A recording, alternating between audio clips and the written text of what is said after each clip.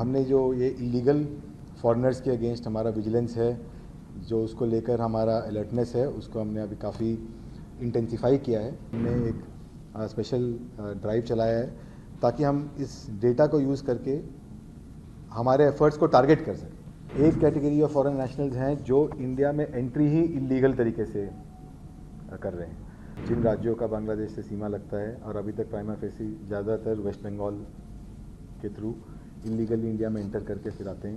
हमने जो ये इलीगल फॉरेनर्स के अगेंस्ट हमारा विजिलेंस है, जो उसको लेकर हमारा अलर्टनेस है, उसको हमने अभी काफ़ी इंटेंसिफाई किया है। और अगर हम इस साल का फिगर और जो लास्ट ईयर का था उसको मिलाएं तो टोटल 14 फॉरेन नेशनल्स को हमने डिपोर्टेशन के लिए भेजा है। हमने एक 2 pronged स्ट्रेटजी एक यूज़ किया है इसमें। एक हमारे जो टीम्स हैं वो ऑन ग्राउंड वेरिफिकेशन करते रहते हैं based on manual information, based on technical information. उसके अलावा जो हमें अच्छा रिजल्ट मिल रहा है वो यूज़ ऑफ डेटाबेसेस के थ्रू है। जो डेटाबेस अवेलेबल होता है कि कौन से फॉरेनर्स इंडिया में एंटर किए हैं, वो कहाँ कहाँ पर रहे हैं, उन्होंने अपना मूवमेंट कहाँ कहाँ किया है, तो अलग अलग पॉइंट्स से डेटाबेस अवेलेबल होता है।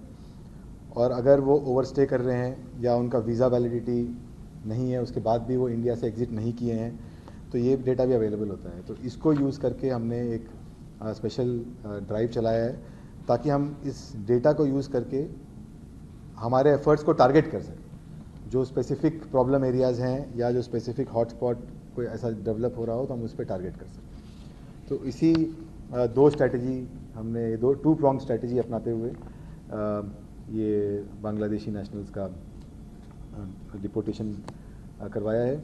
मैं अभी जो पकड़े गए केसेस हैं उसका कुछ विवरण दे देता हूं, तो उसमें आपको ये भी क्लियर हो जाएगा कि उनके क्या मॉडस ऑपरेंडी हैं और क्या उनके तरीके थे।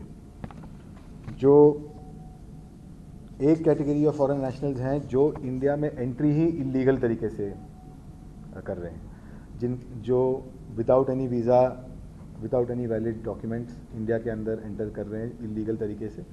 जो ख़ास करके अगर हम बांग्लादेश की बात करें तो जिन राज्यों का बांग्लादेश से सीमा लगता है और अभी तक प्राइमा फेसी ज़्यादातर वेस्ट बंगाल के थ्रू इलीगली इंडिया में एंटर करके फिर आते हैं।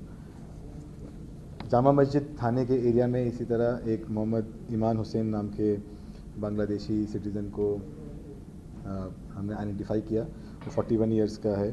वो इंडिया में इलीगली एंटर किया था एक एजेंट के थ्रू, और पूछताछ में बताया कि 13,000 रुपये एक एजेंट को दिया था बांग्लादेश में, और फिर वो वहाँ से बॉर्डर क्रॉस करके और फिर ट्रेन पकड़कर दिल्ली आना हुआ। और पूछताछ में सामने आया कि वो काम के लिए ढूंढ रहा था यहाँ पे, और उस सिलसिले में जो जामा मस्जिद एरिया में जहाँ पे कि काफ़ी सारे लोग वहाँ पे रैन बसेरा वगैरह में भी रहते हैं, और उस तरह से जब वहाँ पे रह रहा था तो हमें ड्यूरिंग द वेरिफिकेशन ड्राइव हमें ये पता चला, और फिर हमने वेरीफाई किया, आइडेंटिटी एस्टैब्लिश किया, बांग्लादेश का एग्जैक्ट एड्रेस एस्टैब्लिश किया, और फिर हमने FRRO को प्रोड्यूस किया जिन्होंने उसको डिटेंशन सेंटर भेज दिया डिपोर्टेशन के लिए। दूसरा केस है एक मोहम्मद शर्मीन परवेज़, 43 ईयर ओल्ड, जो बांग्लादेश का ही रेसिडेंट है।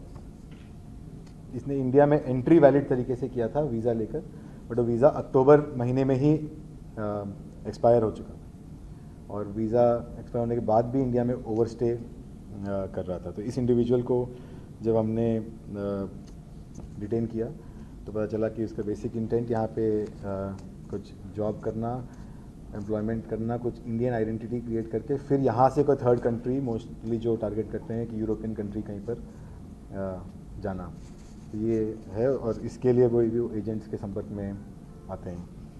उसके बाद हमने 7 और लोगों को नबी करीम थाने के एरिया में, एक आरा कशां रोड है जहाँ पे एक गेस्ट हाउस है, उस गेस्ट हाउस से हमने इन 7 लोगों को डिटेन किया है।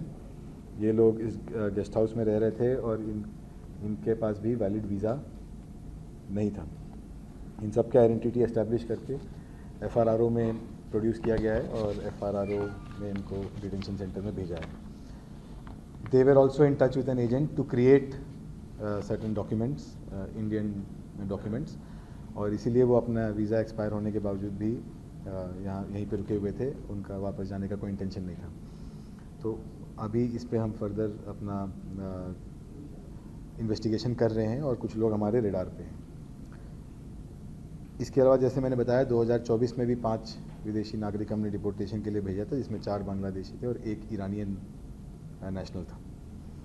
हमारे टीम्स वेस्ट बंगाल के पूर्वी मेदिनीपुर और मुर्शिदाबाद ज़िलों में जाकर कुछ डॉक्यूमेंट्स का वेरिफिकेशन कर रही है, जो और कुछ सस्पेक्ट्स हैं उनके आइडेंटिटी को क्लियरली एस्टैब्लिश करने के लिए।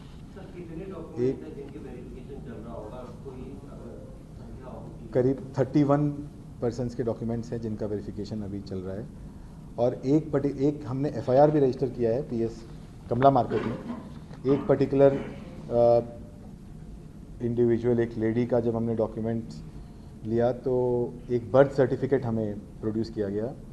वो बर्थ सर्टिफिकेट 1 मई 2024 का बना हुआ है और उस लेडी का बर्थ 1974 का है, और उसमें place of birth Nanakpura Delhi का दिखाया गया है। बट पूछताछ में पता चला कि ये चीज़ गलत है और वो लेडी का बर्थ यहाँ नानकपुरा में नहीं हुआ है। वो लेडी ने इस बात को खुद भी एक्सेप्ट किया, तो हमने इसमें केस रजिस्टर किया है और अभी हमने इसमें एमसीडी से डिटेल्स मांगा है कि किस डॉक्यूमेंट्स के आधार पर ये बर्थ सर्टिफिकेट बनाया गया था। तो अभी इन्वेस्टिगेशन बहुत ही इनिशियल स्टेज में है, तो उसको हम जैसे इसमें प्रोग्रेस होगा तो आपके साथ फर्दर शेयर करेंगे।